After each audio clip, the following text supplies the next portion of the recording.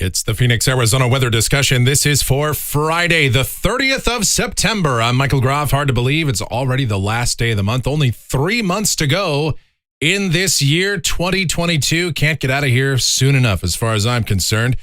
All right, we've got temperatures remaining above average around here for a while, and widely scattered showers and thunderstorms will be in the forecast over parts of Arizona, and a couple of wrinkles in the forecast, which could bring a small chance of a storm in here this weekend, and maybe even sometime next week. But overall, rain chances look to be very low, as is typically the case here as we wrap up the monsoon season. And by the way, I think we're just about done with 100-degree temperatures, although not quite ready to put those to bed just yet. And on top of everything else going on, yes, we're going to get you a look at the tropics as well. So a ton going on. We will dive in and discuss in just a moment. But first, before we do that, it is Friday. So that means it's Photo Friday here. And that's where we take a look at some of the photos and or videos that you guys have submitted.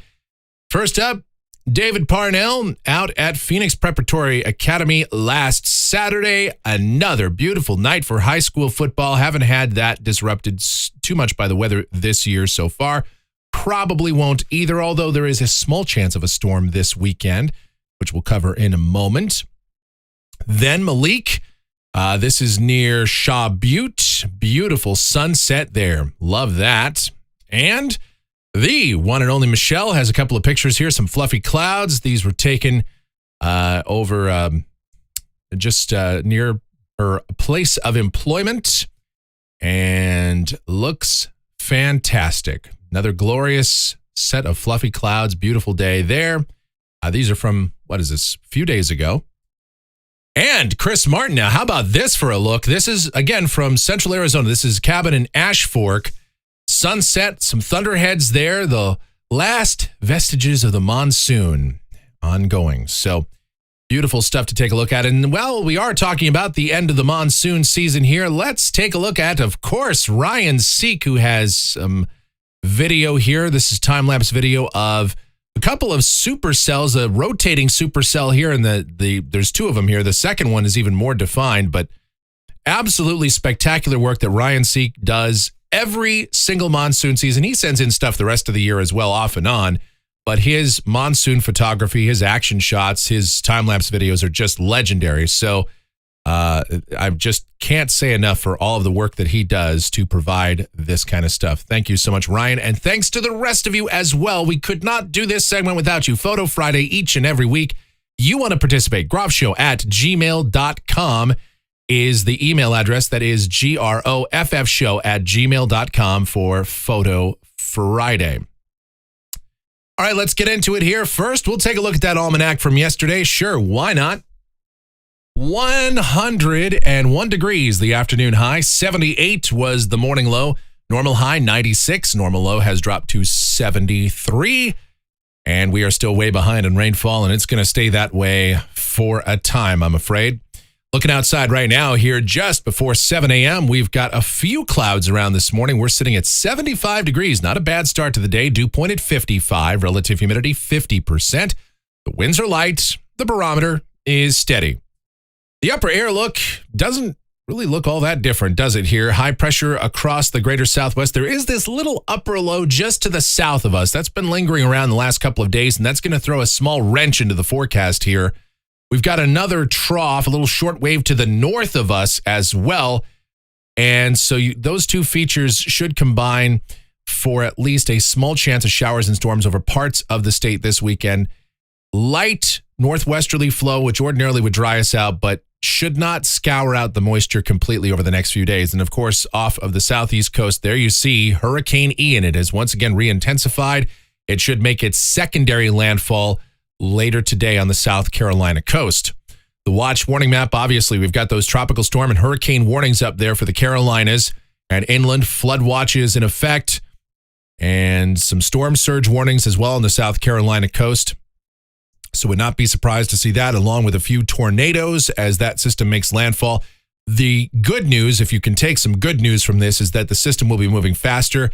It is already beginning to deteriorate. The structure of the system is falling apart. So This will not produce nearly the rain and devastation that it did across Florida. Still, you don't want to let your guard down. Storm surge is going to be an issue on the South Carolina coast today. So places like Charleston and Myrtle Beach, be ready for that. The convective outlook, again, with that landfalling storm, a few tornadoes possible, especially eastern North Carolina, the Outer Banks. An isolated severe storm not out of the question, too, north of Arizona over parts of Utah and Colorado. Parts of Arizona in the green, a few thunderstorms possible, particularly along the southern border of our state today. All right, here's the latest on the tropics. And aside from Ian, the rest of the tropical Atlantic is very quiet. There's a wave coming off the African coast, and yeah, that has a chance to develop over the next several days, but we have a long time to watch that. Meanwhile, as for Ian, here's the latest advisory. And top winds are 85 miles per hour. It's a Category 1 hurricane, and it is continuing to move north or just east of due north here as it makes its way toward the South Carolina coast. Landfall expected by midday, early afternoon today. Hurricane warnings are posted there. Look at those wind fields, though. They extend very far out from the center of circulation. Those tropical storm wind fields go out a few hundred miles. So very impressive, the wind fields on that system. And then as we move over to the Pacific side, and I wanted to cover this because I've seen a number of postings on social media about this, and I don't know why, but that is Tropical Storm Orlean. That is off the Mexican coast, okay? Now, that system is expected to make landfall into Mexico as a hurricane. It will move north-northeast. This will not, repeat, will not be impacting Arizona. As much as I've seen on some of the weather enthusiast Facebook pages and some of the Twitters out there, no, this is not headed for Arizona. We will not see any precipitation or any effect from this system whatsoever. This is a look at the tropical modeling on this, the ATCF set. Not a single one of them brings it over to Arizona. A couple of outliers bring it off to the west, somehow out toward the Baja and off the Baja coast, but that's not going to happen either. This system will fizzle out. It should bring some moisture to parts of central Mexico, northeast Mexico, and Texas, but around here, that will have no impact on us as the flow aloft around here is more out of the northwest or west, so that should keep that system away from us. All right, the more you know. Now, getting closer to home here, the precipitation outlook. This is valid through Friday morning of next week. Rain amounts in Phoenix, not much, if anything at all. Could see some rain across northern and eastern Arizona, the far southern portion of our state as well. Rain amounts anywhere from 1/10 to about 1/2 inch. Your amount will vary. Yes, there could be an isolated storm in Phoenix. The chance is certainly not zero, and we'll cover that and everything else right now as we get into the models and have a look at things. This is the GFS. It's the 06Z run. This is valid 2 o'clock this afternoon. High pressure really in control across a good portion of North America, but undercutting that, we've got this low to the north of Arizona, and we've got another weak upper low or a little inverted trough just kind of sitting to the south of us. And again, that will play a factor in our forecast. And then there's Ian off the southeast coast. So what it means for us down at the surface today, mostly sunny sky, isolated showers and thunderstorms over the higher terrain, scattered showers and storms for far southern and southeast Arizona today, and high temperatures in Phoenix, mid to upper 90s. We're keeping the highs just below the triple digits. Could we sneak up there? Maybe. But the forecast trend is showing temperatures just a little bit lower than recent days. Tonight, isolated showers and storms over the higher terrain. We should stay dry, maybe a few cloud buildups, though, off to the east and south of us. And lows tonight mostly in the 70s to around 80. And then tomorrow. All right, now, this is where things get a little bit more interesting. That low to the south giving us a mid-level southeasterly flow. And that could be enough to take a few showers and storms that develop across southeast Arizona and push those toward the lower deserts, even though the upper level flow and the higher portions of the atmosphere remains out of the west. Still, though, some isolated storms could be possible tomorrow night. So we have introduced a chance of storms in our forecast, a 20% chance for tomorrow evening, and high temperatures tomorrow, mid to upper 90s. Better chances of rain still remain over the higher terrain. It's really the same forecast on Sunday. Isolated evening storms will be possible, and high temperatures mid to upper 90s. Now, as we go to next week, again, the forecast a little bit complex. That low that's sitting to the north of us, that short wave, that's going to start to move slowly to the east and southeast. All the while, that should begin to pull our northwest Mexico low to the north and northeast. And so scattered showers and thunderstorms slated here across portions of Arizona.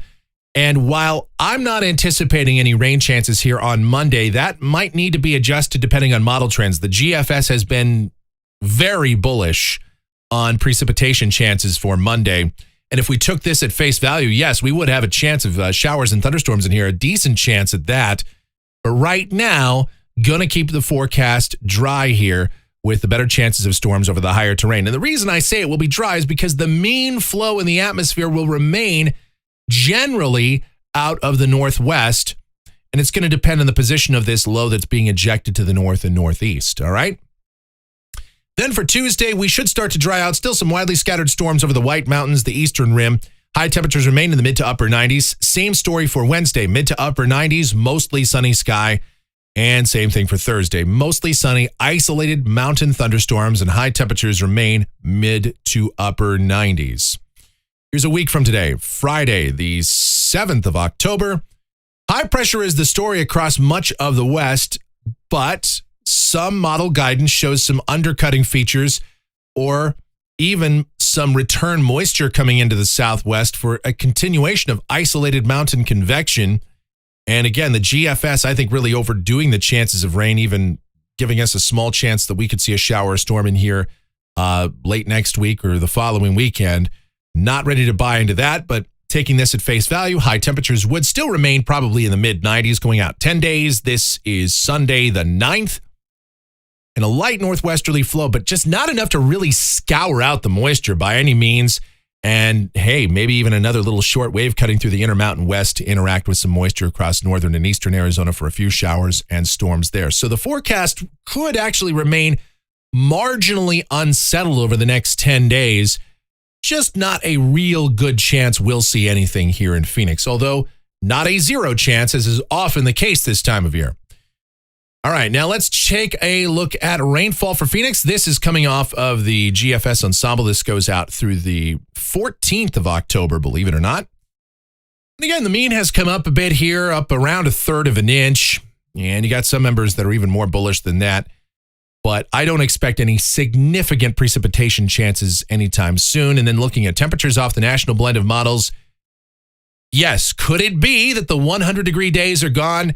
I'm just not ready to say that definitively yet. It's still a little early. With highs in the upper 90s, it doesn't take much. We could get a day or two where we sneak up to 100. But overall, those days are few and far between. And those overnight lows are starting to become a lot more comfortable as well. Well down in the 70s, and many spots will be in the 60s. I love that. And that is going to do it for the Phoenix, Arizona weather discussion for today. My next video comes back here on Monday morning. Of course, updates before that if necessary. If you enjoy these videos, even if you can't stand my face at all, you hate everything that I do, well, guess what? You know what? Still like it, subscribe, share, click that notification bell, and hate watch these videos every day. All right. Also, you can leave those comments, questions, suggestions. I do try to answer each and every one for you. Thank you for participating in the live chat. We always appreciate that. And music fans, check it out. Available 24/7, 365. It is available to you. It is our streaming station. It is called KMGX. We play a ton of music. We have a lot of fun with that. We is not just me learning French. It consists of myself and the Asian sensation, the one and only Michelle, involved in the programming and operation of that station. So do check it out. A link, as always, can be found in the description. All right, thank you so much for watching. All of your continued support, greatly appreciated. You guys be safe. Stay cool, stay hydrated out there. Have yourselves a great Friday and a beautiful weekend.